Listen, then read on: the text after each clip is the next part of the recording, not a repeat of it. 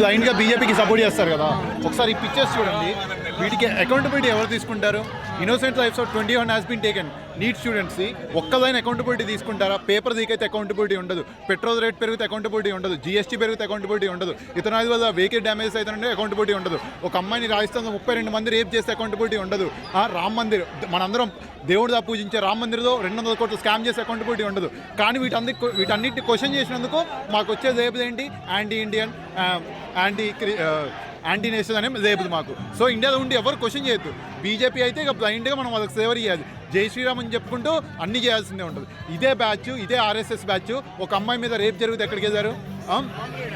West బెంగాల్లో అంత పెద్ద ఇన్సిడెంట్ జరిగింది, ఒక నర్సుని రేప్ చేశారు కదా, వాళ్ళ మమ్మీకి సీట్ ఇచ్చారు కదా, ఇప్పుడు వాళ్ళ మమ్మీకి ఆమెకు కూడా న్యాయం జరగట్లేదు. వెస్ట్ బెంగాల్లో బీజేపీ గెలిచాక కూడా సీఎంఏ ఏం పట్టించుకోవట్లేదు. ఇదే నా డెమోక్రటిక్ గంట మనం చేసేది.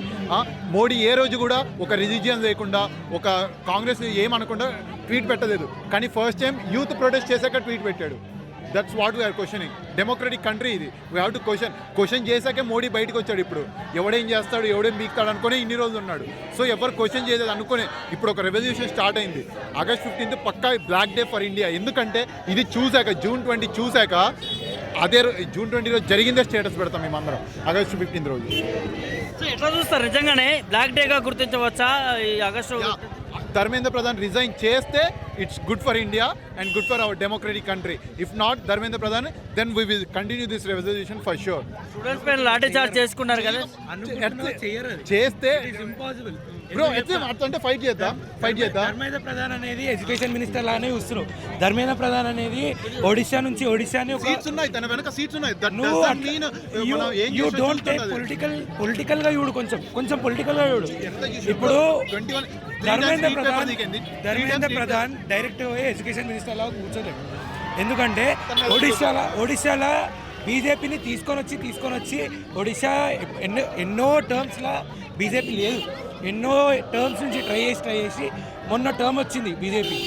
అది టర్మ్ వచ్చింది ఆ ధర్మేంద్ర ప్రధాన్ వల్లనే. ఇప్పుడు ధర్మేంద్ర ప్రధాన్ని తీసేస్తే ఎడ్యుకేషన్ మినిస్టర్ లాగా ఒడిశా అనే మెయిన్ స్టేట్ పోతుంది. ఒడిశా మెయిన్ స్టేట్ పోయినప్పుడు వాళ్ళకి సీట్స్ తగ్గుతాయి. సీట్స్ తగ్గినప్పుడు ఏమవుతుంది? ఆపోజిట్ పవర్ ఎక్కువవుతుంది. అందుకే ధర్మేంద్ర ప్రధాన్ని కూర్చోబెడతలేదు. It is a fact. ఇది మనం తెలుసుకోవాలి.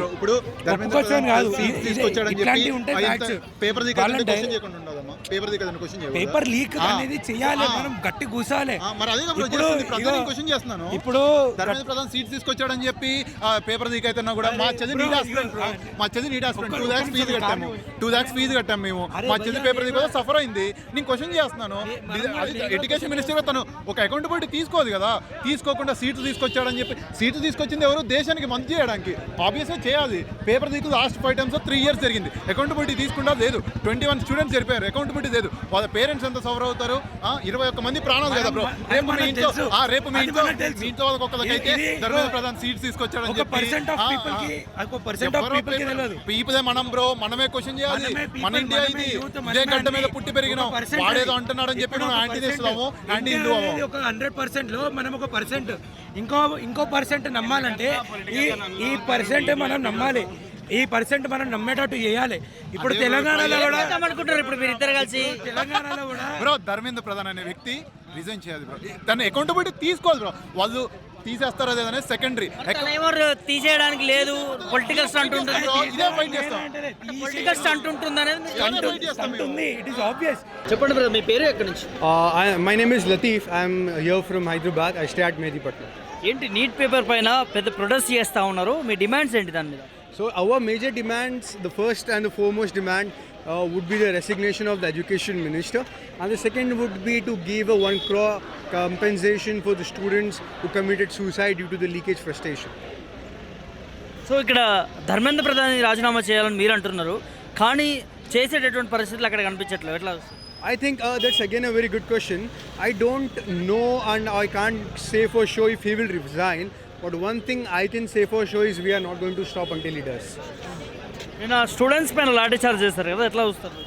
So I think it's a very barbaric act by the policemen and also the RAF, and the main reason RAF has a nameplate is that they could be held accountable for their options.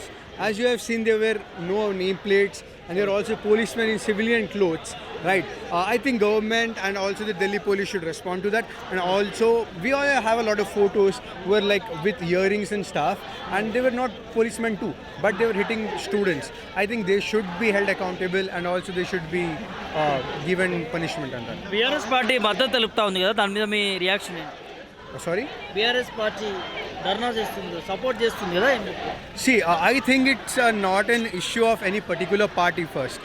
See, I'm not here to support BJP or BRS or Congress or even CJP.